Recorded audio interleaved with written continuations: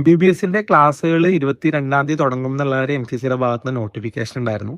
അപ്പോൾ കൂടുതൽ ആൾക്കാരും 22-ാം തീയതി തുടങ്ങും എന്നുള്ള പ്രതീക്ഷയിലാണ് ഇരിക്കുന്നത്. പക്ഷേ നമുക്കറിയാം നമ്മുടെ കേരളത്തിൻ്റെ അലോട്ട്മെൻറ്റ് രണ്ടാം ഘട്ടത്തിൻ്റെത് പ്രസിദ്ധീകരിക്കുന്നത് 25-ാം തീയതിയാണ് വരിക.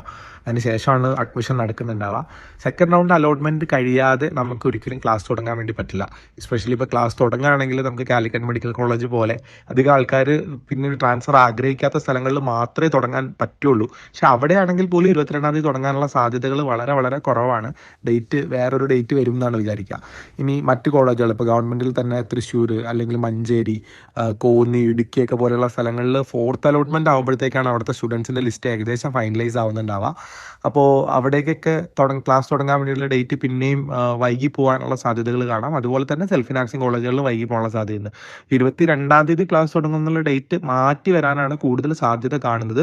അതിനെപ്പറ്റിയിട്ടുള്ള അറിയിപ്പ് ഉടനെ തന്നെ അതത് കോളേജുകളുടെ ഭാഗത്തുനിന്ന് കിട്ടുമെന്ന് പ്രതീക്ഷിക്കുന്നു. ഈ ക്ലാസ് തുടങ്ങുകയാണെങ്കിൽ തന്നെ തുടക്കത്തിൽ ഓറിയന്റേഷൻ സെഷൻ എന്നുള്ള രൂപത്തിൽ ഏകദേശം ഒരു മാസത്തോളം അങ്ങനെയായിരിക്കും പോകുന്നുണ്ടാവുക. ആൻഡ് ഒരു മേ ബി ഒരു 2 ആഴ്ചയെങ്കിലും അല്ലെങ്കിൽ അങ്ങനത്തെ സമയം കഴിഞ്ഞതിന് ശേഷം മാത്രമേ ക്ലാസ് ആയിട്ട് പ്രോപ്പർ അക്കാഡമിക്സ് ആരംഭിക്കുന്നുണ്ടാവുള്ളൂ.